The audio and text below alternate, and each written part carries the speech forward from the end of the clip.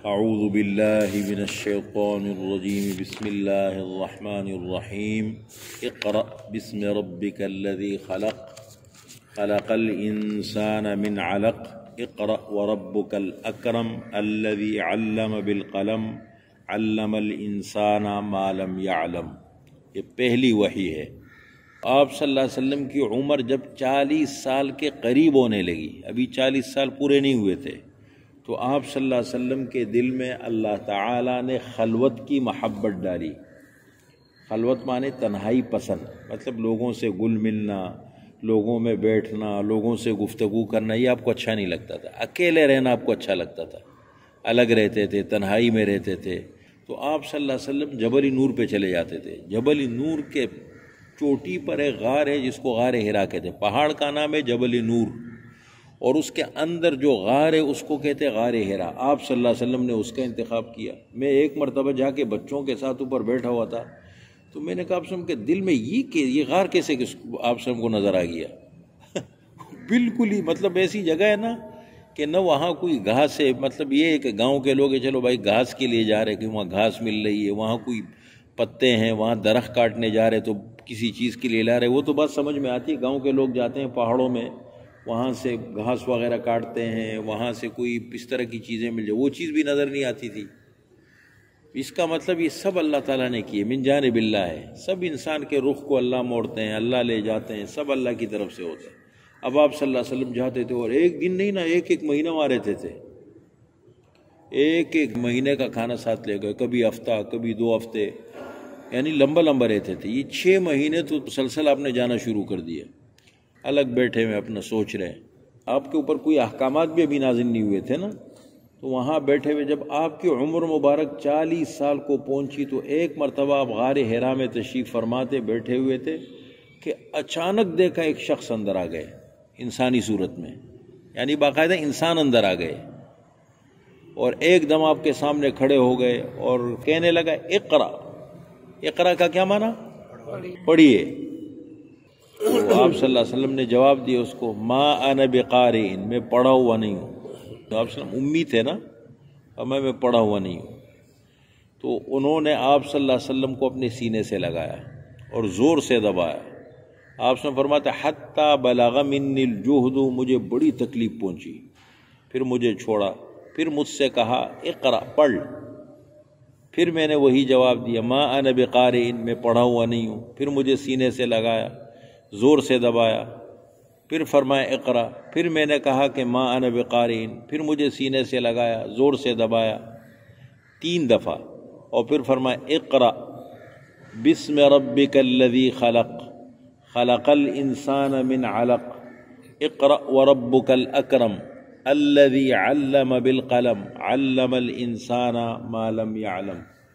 یہ 5 آیتیں تلاوت کی، بس یہاں سے قرآن کریم کا آغاز ہوا، اور آپ صلی اللہ علیہ وسلم بن گئے نبی۔ لیکن آپ صلی اللہ علیہ وسلم کو نہیں پتہ لگا یہ کون تھے، کیا کرنے آئے تھے۔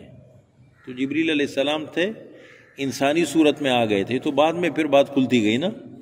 آپ صلی اللہ علیہ وسلم یہاں سے اٹھے، اپنے گھر چلے گئے۔ ظاہر بات ہے پہلی وحی کا بوجھ بہت زیادہ ہوتا ہے۔ یہ نقوش کو پڑھنا بڑا آسان ہے، قرآن کریم کو کتابی صورت میں لکھ دیا گیا، کاغذوں پر آ گیا، میں پڑھتا ہوں، بچے پڑھ لیتے، ہر آدمی پڑھ لیتے، مسلمان کافر جو پڑھنا چاہے پڑھ سکتے ہیں۔ وحی آنا الگ چیز ہے، اس کے لیے انبیاء کی دیکھو اتنی تربیت ہوتی ہے، بڑی روحانی قوت ان کے اندر ڈالی جاتی ہے۔ وحی کا بوجھ برداشت کرنا عام آدمی کے بس کا کام نہیں ہے، نبی ہی برداشت کرتے ہیں، ان کی تربیت اس نہج پہ ہوتی ہے۔ تو آپ صلی اللہ علیہ وسلم کی کیفیت بدل گئی۔ ظاہر بات ہے جبریل علیہ السلام سے پہلی ملاقات، پھر وحی کا آنا، پھر سمجھ میں بھی نہیں آنا۔ چلو جبریل علیہ السلام بعد میں آتے تھے، وحی آتی تھی تو پتہ لگ جاتا تھا وحی آ رہی ہے، سمجھ رہے ہیں؟ لیکن پہلی بار تو یہ بھی نہیں پتہ لگا کہ وحی آ رہی ہے نا۔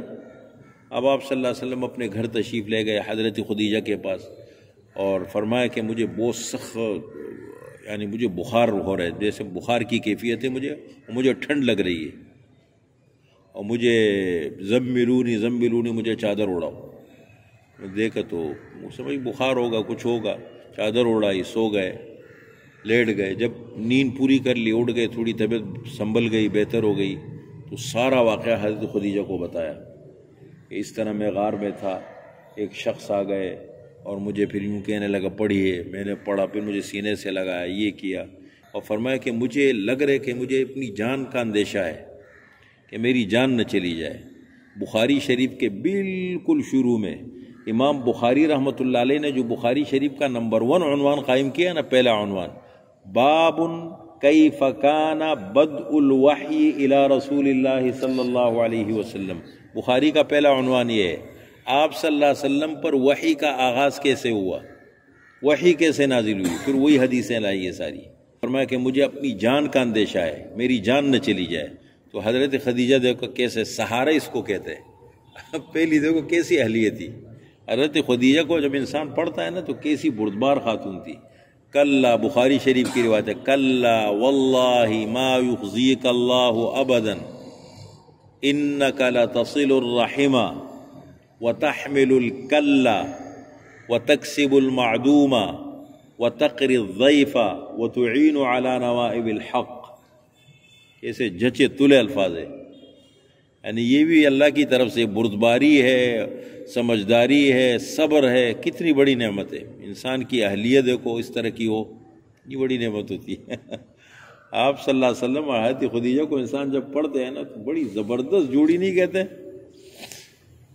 جوڑی بن جانا بھی اللہ تعالیٰ کی طرف سے ایک بڑی نعمت ہوتی ہے. کلا، ہرگز نہیں، اللہ تعالیٰ آپ کو کبھی رسوا نہیں کریں گے. آپ تو صلہ رحیمی کرتے ہیں، وَتَحْمِلُ الْكَلَّ، لوگوں کا بوجھ اٹھاتے ہیں، وَتَكْسِبُ الْمَعْدُوبَ، مشکل وقت میں لوگوں کے کام آتے ہیں، وَتَقْرِي الضَّيْفَ، مہمان نوازی کرتے ہیں، وَتُعِينُ عَلَى نَوَائِبِ الْحَقِّ، اچھے کاموں میں لوگوں کی مدد کرتے ہیں.